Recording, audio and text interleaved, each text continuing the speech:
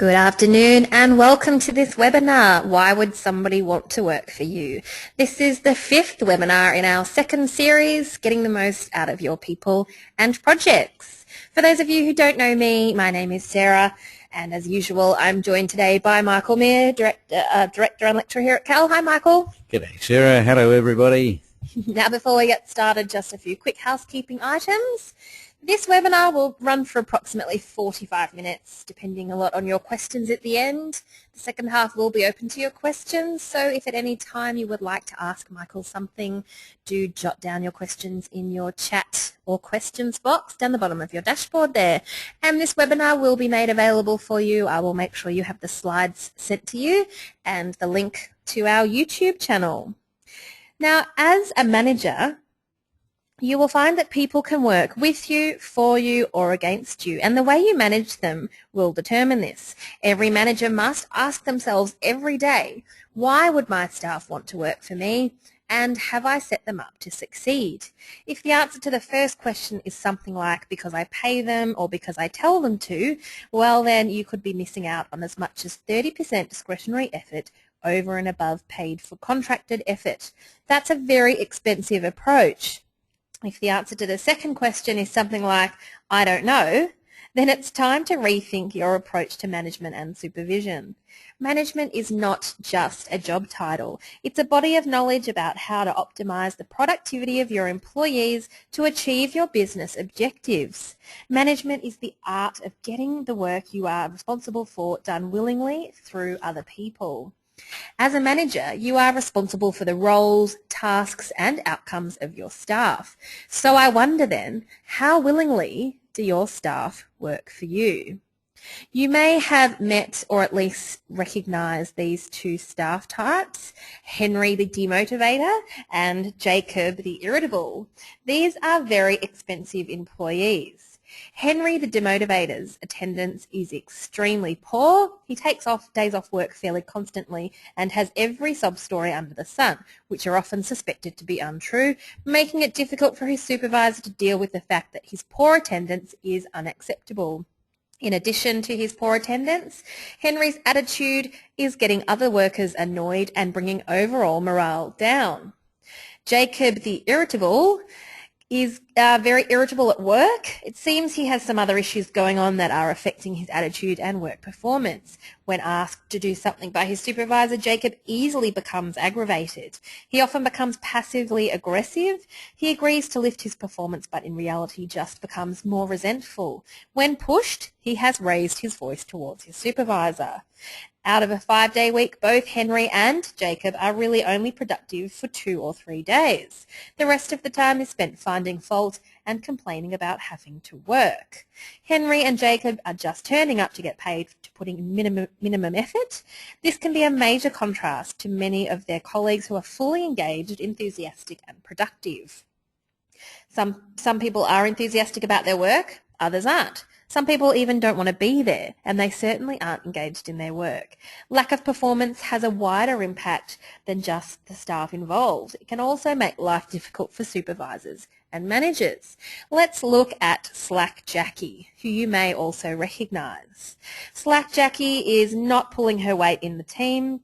It seems she finds every opportunity to waste time, whether it be talking to fellow workers, disappearing from her work area, or simply taking far too long to do a job. She also avoids the more difficult or time-consuming tasks, leaving those tasks to other team members. This makes other team members annoyed. Jackie is quite arrogant. Her supervisor is hesitant to talk with her because he feels that she won't listen anyway, so it will be a waste of his time. Henry, Jacob and Jackie are fairly commonplace characters in many workplaces. You've probably met people just like them yourself. They may even have told you that they would prefer to be somewhere else if they could. This could be correctly labelled as disengaged or highly disengaged. Well, Michael, that's provided an interesting start to today's webinar and set the scene, or provided the props for the key learning points of the seminar around your people management skills. Sarah, it's a very good time to give you an opportunity to catch your breath. What about taking a poll, perhaps? Sure thing, Michael. Thank you. Let's run a quick poll. You will see on your screen, as soon as I organise myself here, The question, what percentage of difficult people do you think you have in your workplace? With the options there of between 1 and 5%, between 6 and 10%, 11 and 15%, 16 and 20, or more than 20% in your workplace. Almost half of us have now voted, so just wait for the others to come through. Well, 100% have come through, Michael. We have a dead heat, 20% each between 1 and 5, 6 and 10. 60% say they have between 16 and 20% difficult people in their workplace. Well, that'd be scintillating and happy environment, Sarah. 60%. 60%. So, Michael, have you got some tips and tools that could assist us all here?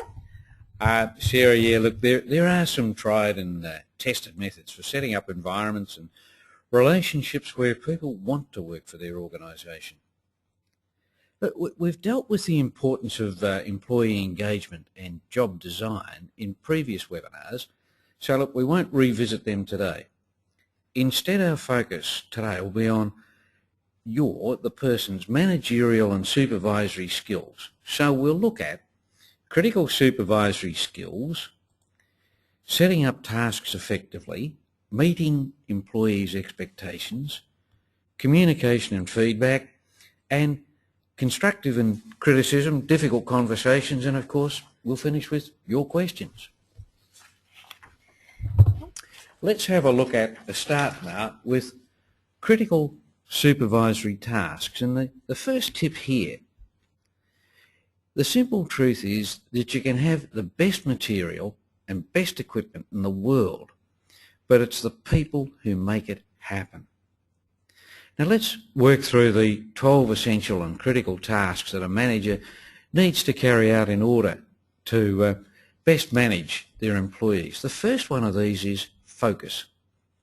This is a critical task that many managers either just seem to take for granted or they're just too casual about communicating. But if an employee doesn't know what's expected of her or him, then how does you as a manager or supervisor can expect them to perform it? You need to provide clear instructions and focus about the job tasks and the outcome required. After all, you can't expect another person to do a job without instructions. And of course, the clearer they are, well, then the more likely it is that they can be done and followed properly. Similarly, if you provide an employee with a clear picture of what the end result looks like or what they are working towards, then even if the instructions themselves aren't that clear, often the end picture or expectation will help, particularly if it's very clear. Now, the second critical task is to equip your staff with the necessary materials and or equipment that they need to do the job. An example of this often comes to mind when I talk about people in inboard customer services. An inquiry there where a team leader may want the customer service rep to handle a set number of calls per minute, as well as enter data into the system. Yet, they don't provide them with the equipment to do it. In this case, a hands-free handset, so that the rep can talk to and handle the inquiry while simultaneously entering their data into the system. Pretty straightforward, but it's an obvious gap.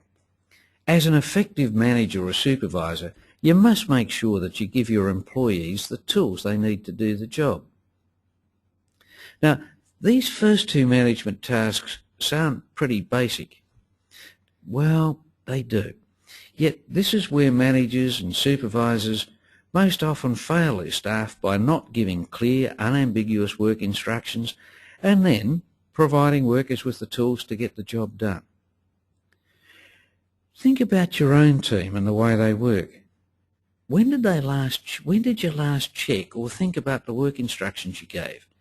And did you link them to the outcomes?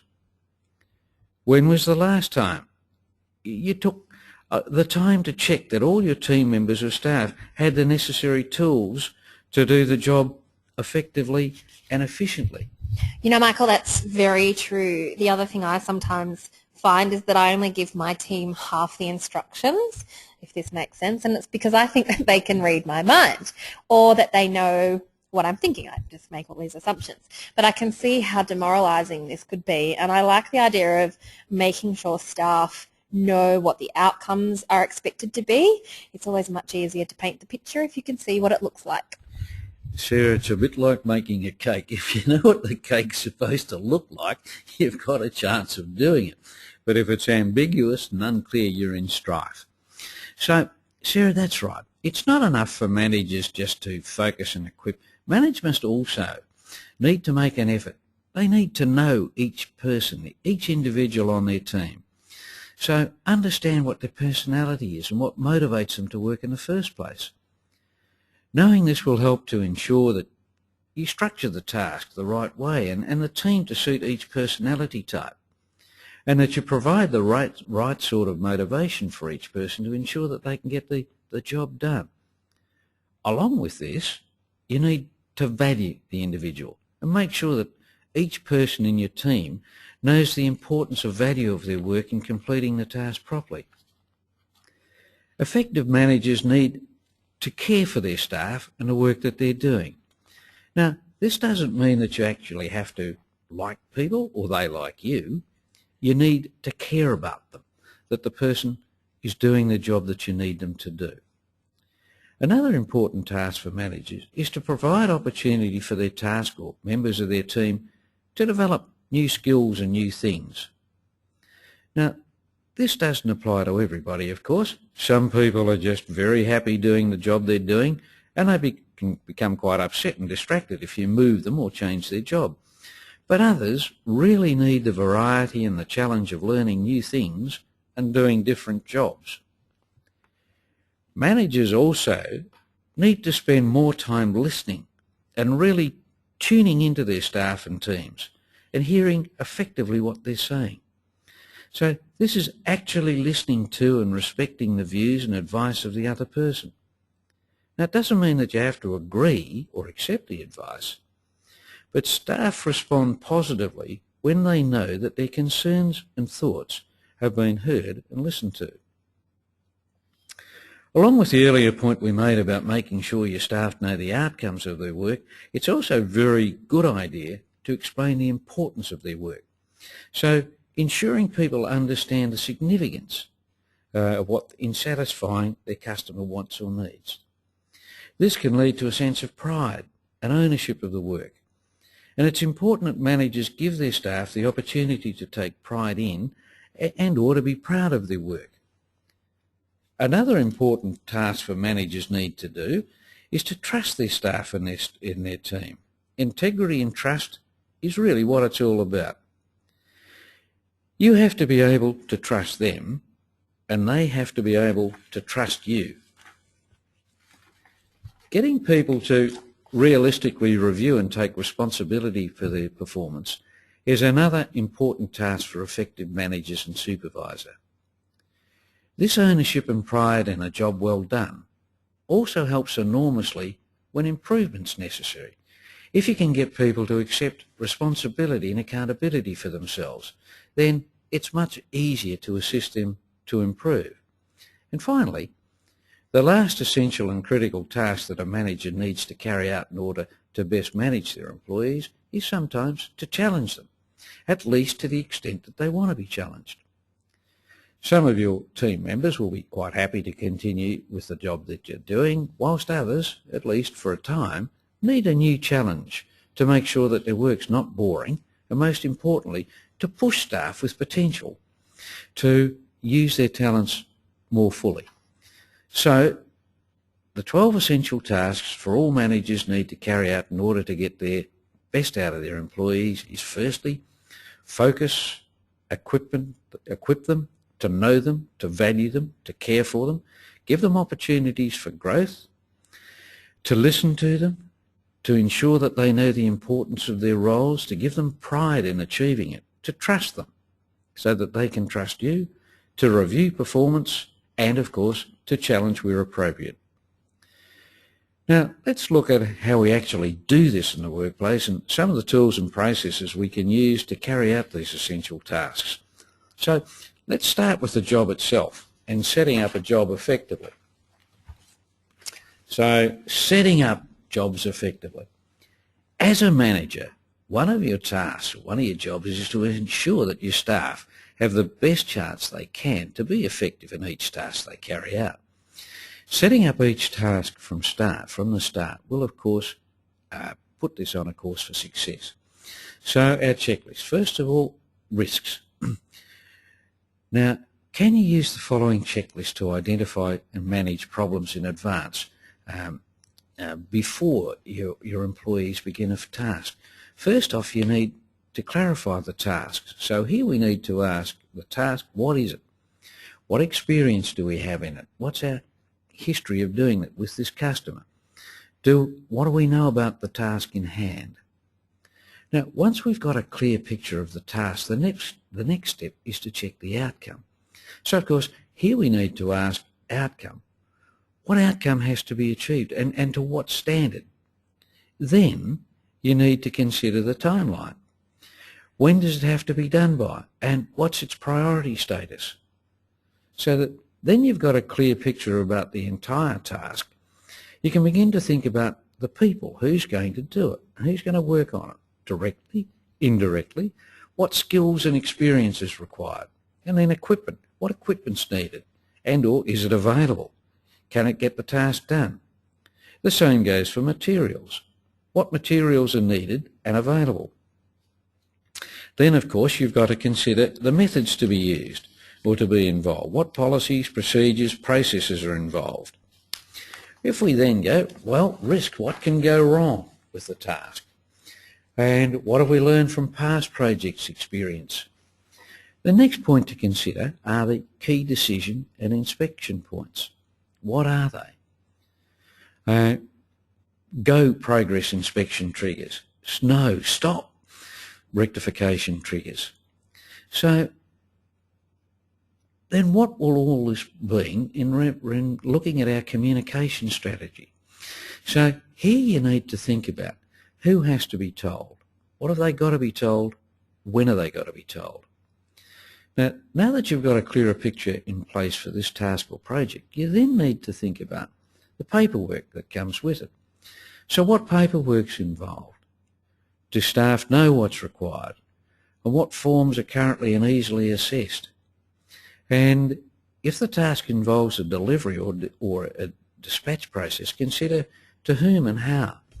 Then finally you need to think about the authority and responsibility that sits in this task or project. So who has got it and for what? So what authority and what responsibilities? I found this checklist here very useful over the years of managing people and processes, and I find myself now mentally ticking off all the boxes to make sure I've got a complete picture of the self and haven't assumed something along the way, because we know what assumptions do to us. Now let's take a minute or two to look at what your employees expect of you as a manager or a supervisor, and how you can manage these expectations. Because of course, if you can't meet people's expectations, they lose confidence in you. So meeting your employees' expectations of you.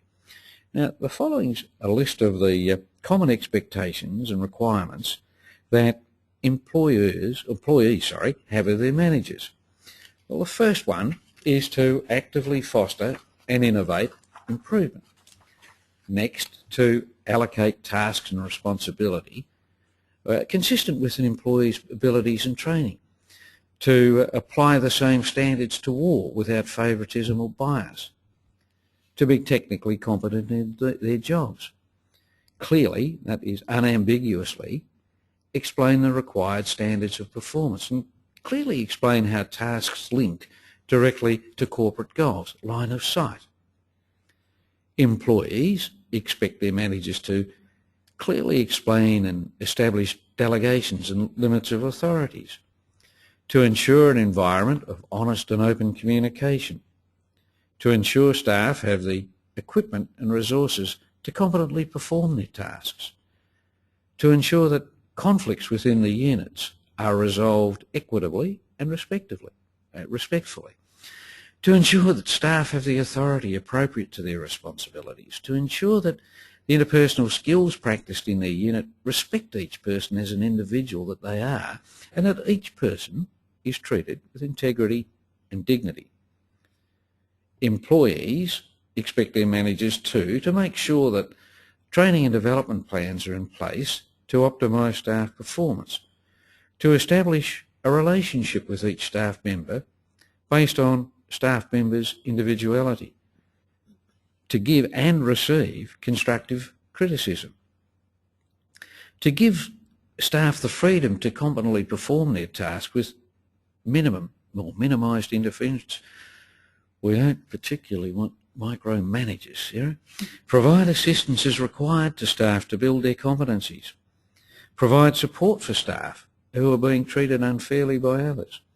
And finally, employers expect their managers to reassign tasks and activities which exceed the staff members' responsibilities or competencies, to recognise and provide constructive criticism and counselling when it's required, to provide and recognise positive feedback when it's required, to share knowledge and decisions with staff as appropriate, to understand each staff member's intellectual, emotional and physical maturity. So that's not asking much, is it? Well, I wonder how equipped we feel to be able to address or satisfy all these expectations. Of course, all of this comes with time and practice, but it really doesn't come unless you make a real effort to know and understand your people. And the best way to do this is, of course, through communication and feedback. Look, Sarah, you're very good at communication and feedback, so how about you take over now and lead us through your tips and guidance on how to communicate and provide effective, meaningful feedback. Sure, Michael, and thank you. I must admit that the list that we've just been through about what employees expect of their managers was a bit challenging, and at least when you see it laid out like that with each dot point following on from the other, that the key to all of this, as you say, is communication and feedback. Let me ask you, when people are talking to you, what style do you like them to use? Well, it can be very easy to fall into the following traps when talking with your employees. The first is talking at people versus talking with people. Now, this is all about listening, or rather lack thereof. So rather than listening and engaging with people, you simply talk at them and tell them what you want them to hear or do. There is no two-way messaging in this style. It's all one way, from manager to staff. Saying what you want to say and ignoring what people want to hear. This sounds a bit like the first style, but this style is slightly different in that it can look like you're encouraging feedback and two-way communication, when in fact you are simply telling people what you want done and not listening to any feedback that might come from it.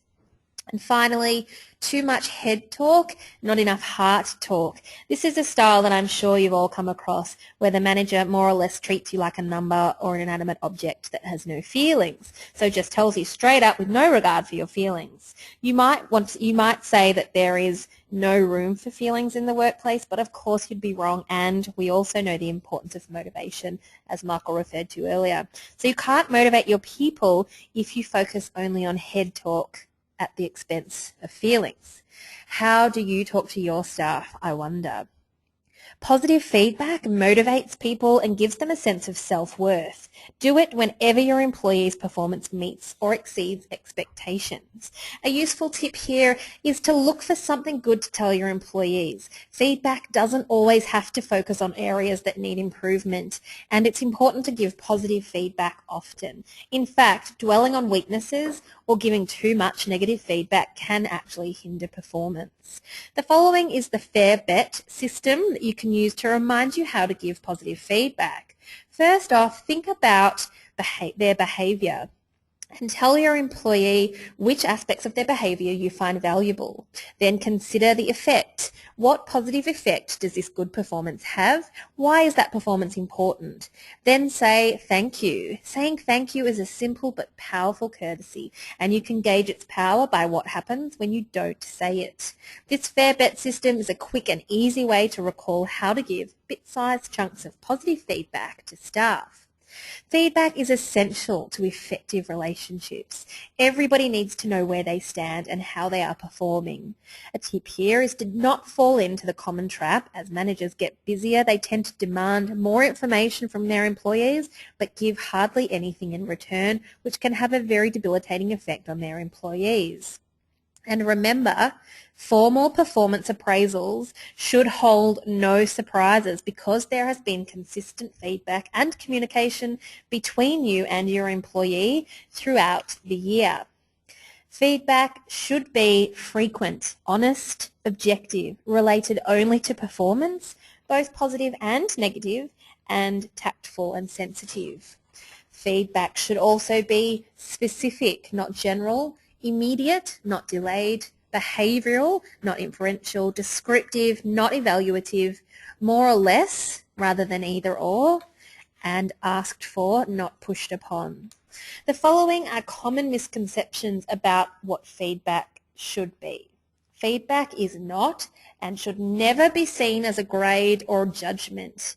It shouldn't always be negative, and it shouldn't be one way, even when it's positive and constructive. When giving feedback, you should always encourage feedback back again. People feel respected and valued when you take the time to ask them what they think about what you've just said.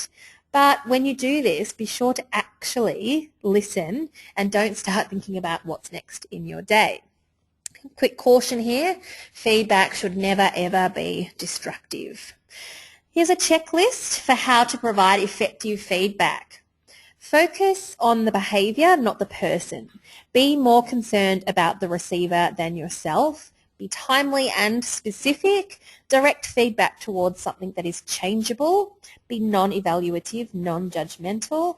And remember that it's okay to share your feelings. Now, as I mentioned a minute ago, it's important that you encourage feedback back from your staff. This really sounds simple, and it should be, but it's surprising just how many managers go out of their way not to receive feedback of any kind. I guess this could be at least in part because they potentially lose control of the situation. They don't know what the feedback will be and therefore what to do with it or how to handle it. Sometimes managers are worried about receiving negative feedback from their staff, so many managers do go out of their way to avoid it. When you think about it, this is a terrible role model for staff. Managers demand their staff hear the feedback they give, whether they want to or not, but they don't allow their staff the same courtesy, often because they're scared of what will come back to them. So a useful tool for receiving feedback is the slacky approach to receiving feedback. The situation, understand the context and situation around the conversation. Listen to what is actually being said.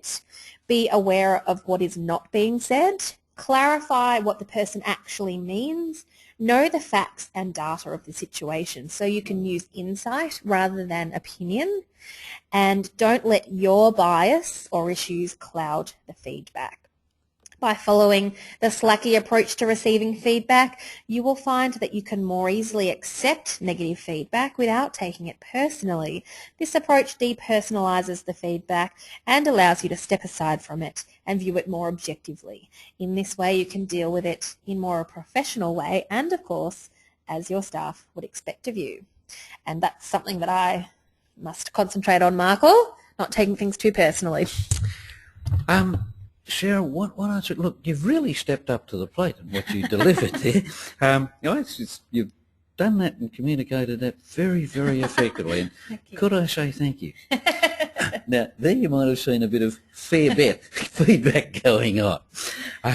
Sarah, well done, great work. Now, that takes us through to our fifth topic for today, constructive criticism and difficult conversations. Discussing the future performance of your employees. There'll be times when you need to discuss your employees' future performance, and reasons for this include change occurs now and again in the future, not in the past. Emphasis on getting it right, not showing where you were wrong. Emphasis on the positive reduces resistance to negative judgment. Improvement suggestions can come from anyone and removes superior or subordinate dynamic. Negative feedback is often taken personally and subsequently resented or resisted. Feedback can reinforce negative self-talk and self-fulfilling prophecies. Feed forward is faster and more effective than feedback, and negative feedback tends to be judgmental. When discussing the performance of your employees, there are 13 steps to providing constructive criticism. First one, identify the behaviour or action and then be specific about it. Ensure that the issue is within the control or power of the person or is their responsibility. Break the ice, but then get to the point. Use I statements rather than you statements. Clarify understanding or clarify any misunderstandings.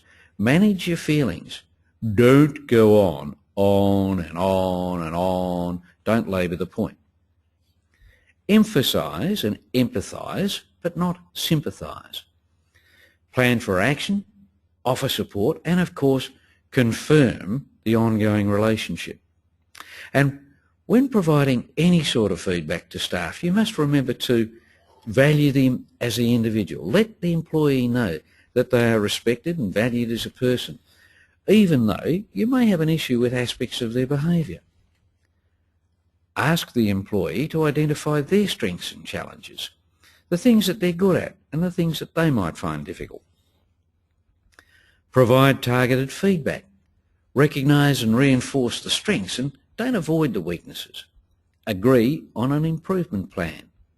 Agree on the benefits of improving and consequently on the consequences of not improving. Commit your support and reaffirm the employee's value. Now, how to hold difficult conversations. In life, you'll need to have difficult conversations with employees for a number of reasons, including unacceptable or non-performance, failure to achieve results, unacceptable or aberrant behaviour, lack of social awareness or their impact on other people, their personal behaviours, actioning feedback from others, or the need to counsel the staff member. So common reasons for some conversations that are difficult. The following list shows the common causes of what might be called difficult conversations.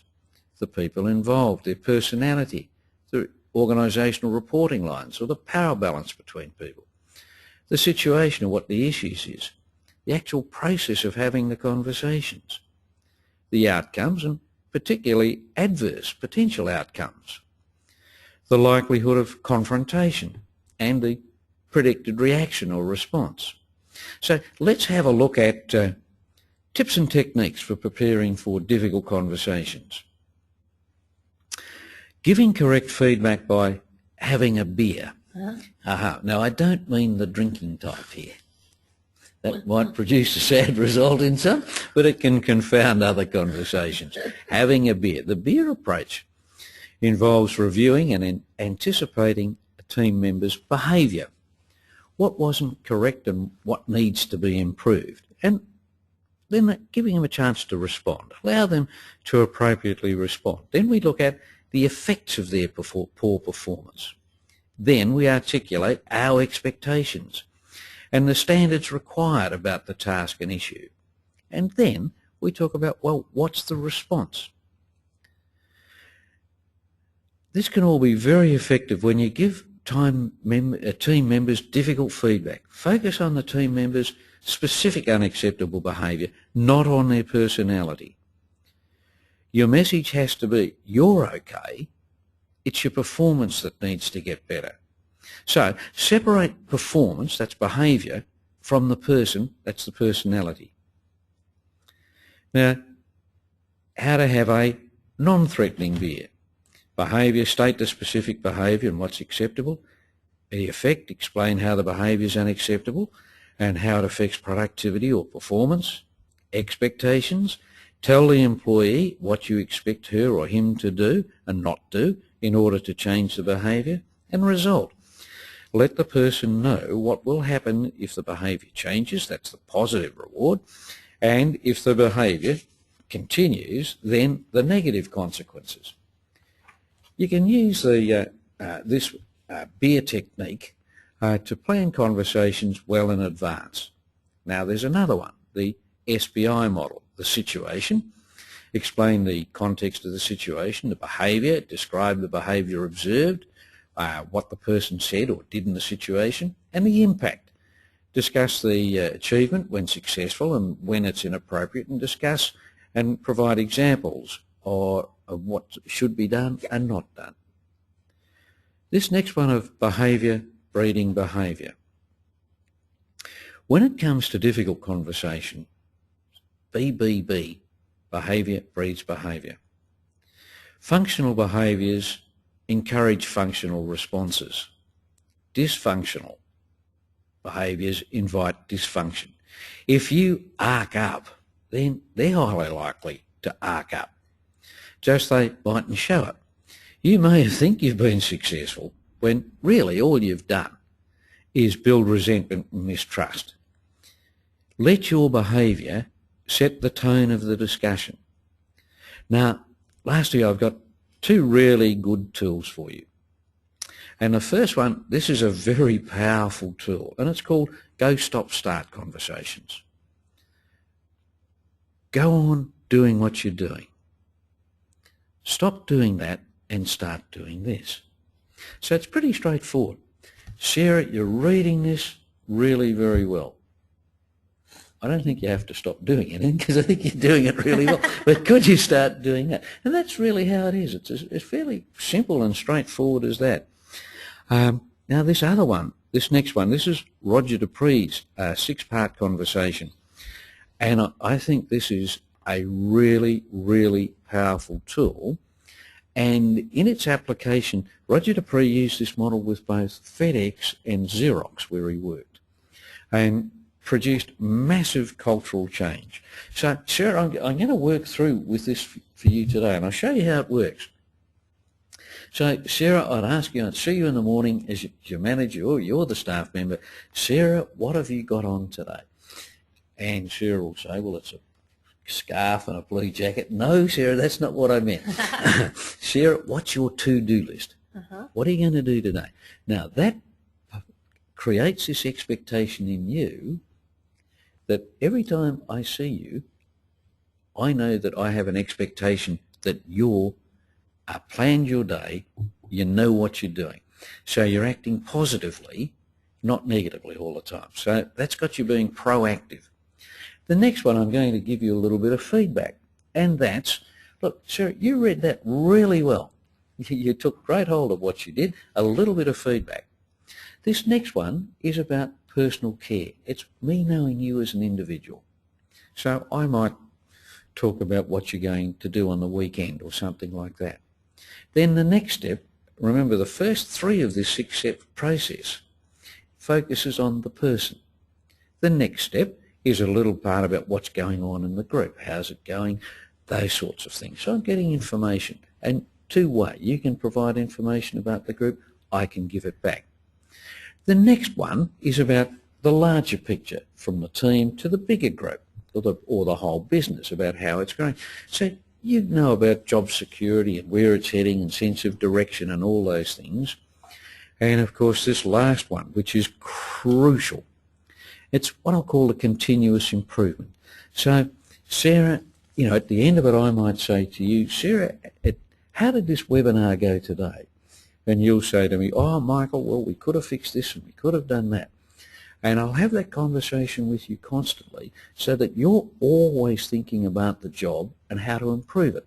And that brings continuous improvement into the workplace. Now, we can also actually follow that formula in giving, with a slight adjustment, in situational feedback about performance. But it's the same formula. So extremely powerful formula, Sarah. Okay, I can see that I'm getting the wind-up signal here. So in summary, here are two things to remember. Look, management's not just a job title. It's a whole body of knowledge about how to optimise the productivity of your employees and how to achieve their business objectives. Management's the art of getting your work done through other people. Michael, no, that's me. That's you. You've got to say that bit. Thank you, Michael. I can really see that, you've got to get these things right, and then people really do want to work for you. Speaking of work, Michael, I have some terrific questions that have come through during your presentation there. Hope you're ready. The first one is, Michael, when you were talking about the essential tasks for managers, you mentioned as the first two tasks to know the job and equip the person, but you didn't make any mention of matching skills with the job on hand. Is this important in your list, or is this a separate topic? Very important in the list. Remember in there of why would somebody want to work for you, and knowing the job, and the second part is setting them up to succeed. And of course, you don't set people up to fail, and a great way of setting people up to fail is putting them in places and assigning tasks above their competency. Okay, the next one is, I think the receiving feedback tool sounds really useful, especially for more negative feedback, but I find it hardest to manage positive feedback when my team tell me what a good manager I am, etc. I find I get really tongue-tied and or blush and feel like a bit of a, well. Are there any tools you can suggest that could help me? Sarah, really, that's a great response, and it might sound like, oh, shucks, but I love it. Really great leaders are humble, because you really only get your results through other people. So if you feel a bit humbled by it and things like that, don't be ashamed of that. Mm-hmm. It's very good. It's going to ultimately make it easier for people to feel comfortable working with you. Therefore, they'll want to work for you. Okay, the next one is, I haven't heard of Roger Dupree before. Who is he? And perhaps you could tell us quickly where we might find more information, Michael? Well now, Roger Dupree, very interesting soul. You might find him in the New York directory, because that's where he lives. Uh-huh. But if you're looking for two current books he's got, one is Communicating for Change, another is The Credible Company, and that's a very interesting one of communicating with today's skeptical workplaces. Look, he worked for Mercer Consulting, Towers Perrin. The clients that he had was there of FedEx and Xerox. Quite an interesting communicator, but a very, very good tool. Okay, I've got a couple more. I find it really hard to give negative feedback, and I've tried all sorts of things. What else could you suggest that might help me? Sometimes practicing it. Just literally scenarios and practicing and practicing and practicing until you feel comfortable with it. Sometimes it's just a matter of practice. I find even in my personal life, when you were talking about taking the emotion out of it, it does make it a lot easier when you kind of remove yourself, and then you can, because I used to find it really hard to even make eye contact with people when I was giving feedback. So I think it is practice, you do it a few times and the whole world doesn't explode, so you can get better at it. Yep. And the last question I have here for you, Michael, is, you've said it should be timely, but what if I'm angry? When you're angry, you have to learn to bite your tongue. Because sometimes I'm not suggesting that anger isn't a legitimate emotion, but very often it can cloud the way we respond. And remember, behaviour breeding behaviour.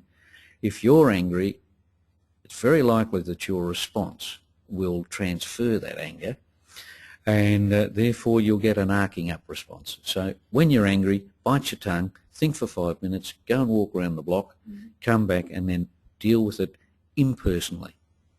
I also heard somewhere to mention that it's coming. So say, Michael, I would like to give you some feedback, but wait, is that a good sort of, say that it's coming and then give yourself a day or something to get over it?